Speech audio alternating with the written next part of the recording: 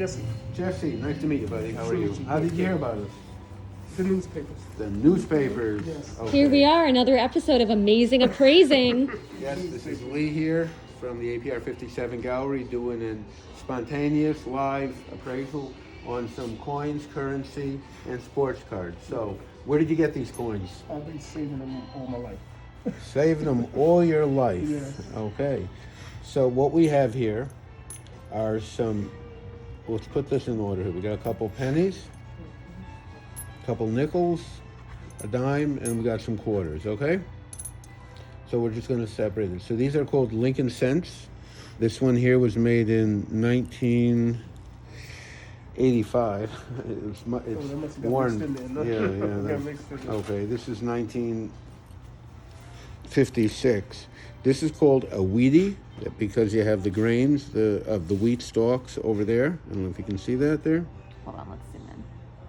It's not focusing. Okay, there You we good? go. Okay, so the two grains on each side of the coin. Okay. You got that?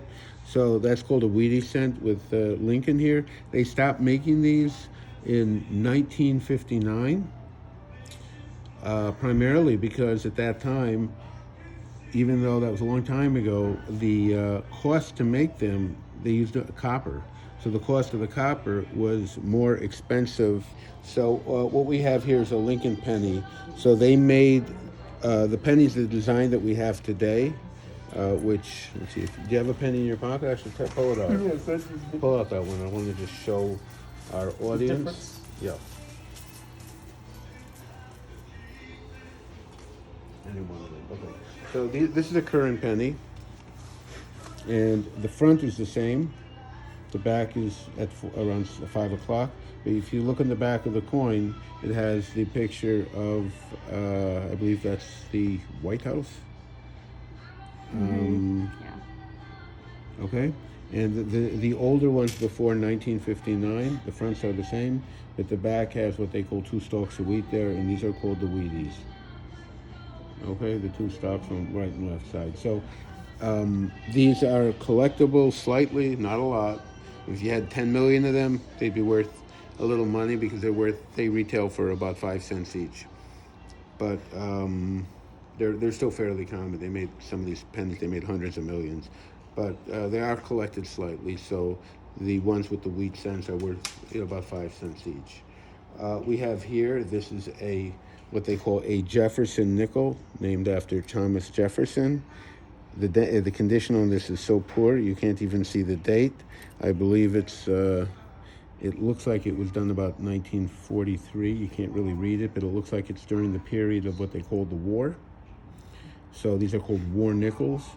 So they made the war nickels actually out of silver because they used some other alloys that they needed to use to build and bullets and to use bullets and other things in the war. So these were made for only about 3 or 4 years during the war out of silver. So there's a little silver in here. This is the nickel that was before those.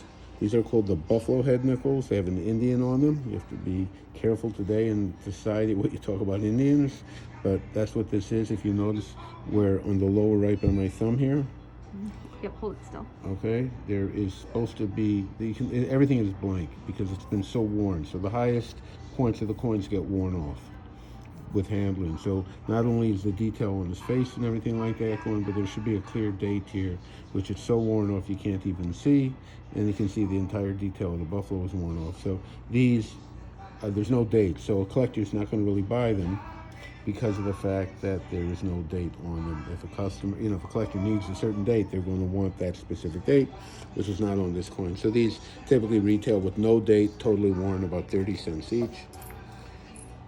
Then we have what's called a Roosevelt Dime. This one is dated 1956. They made these Got up. the details on it. Okay, you got the clear date? Hold on. There. Hey, there we go. Okay. Got it. And this is the back here. You can look at that. Okay. Yep.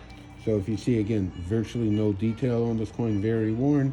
These, because of the silver content, they're fairly common. Because today the silver is worth about $26 an ounce, these coins sell for about $3 today. Okay. Okay, and then we have some what they call Washington quarters.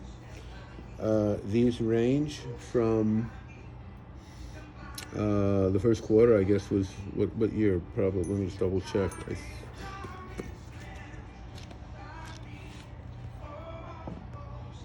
Okay, the first quarter was made in 1932, and they went all the way up to today. And the silver coins are worth from 1932 till about 1964 is when they had the silver quarters.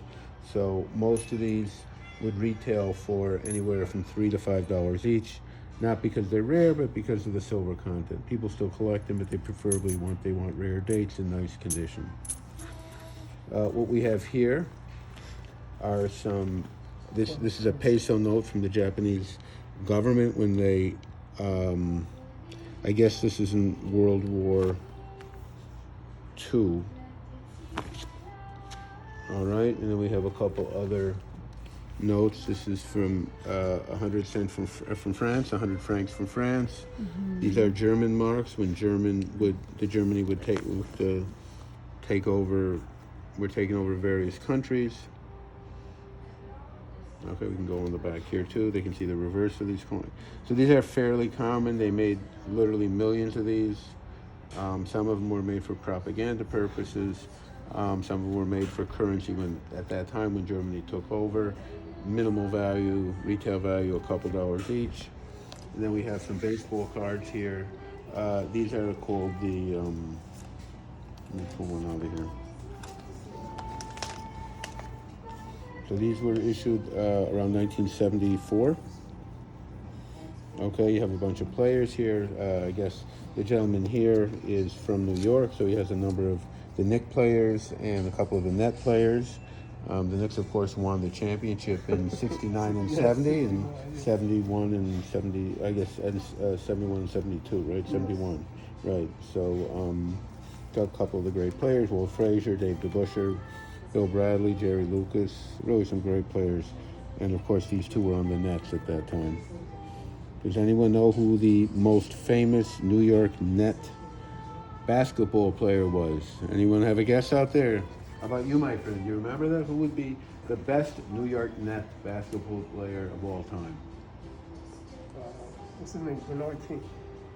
He was great. He was great. I think this is the only guy they won a championship with. What was his name? I don't remember. I think his name was Dr. J. Oh, okay, that's ABA. That's when they was with the ABA, right? Okay. Yeah, this is all ABA, man. Okay. This was in the ABA. Yes. These were done, right? This was all ABA. Yes, this is when the ABA was around. You got these are all ABA players, right? Yes. The Buffalo Braves. We never had that, right? Right.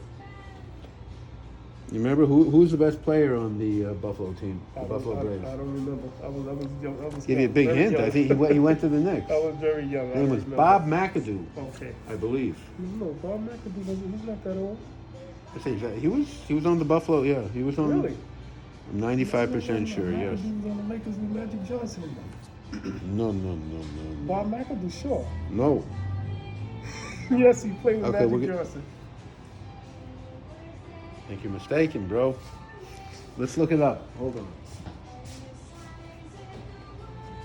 Kareem Abdul-Jabbar, Magic Johnson, Bob McAdoo. What's the other kid? He was a guard. You're thinking of somebody else. That's who you're thinking of? James Worthy.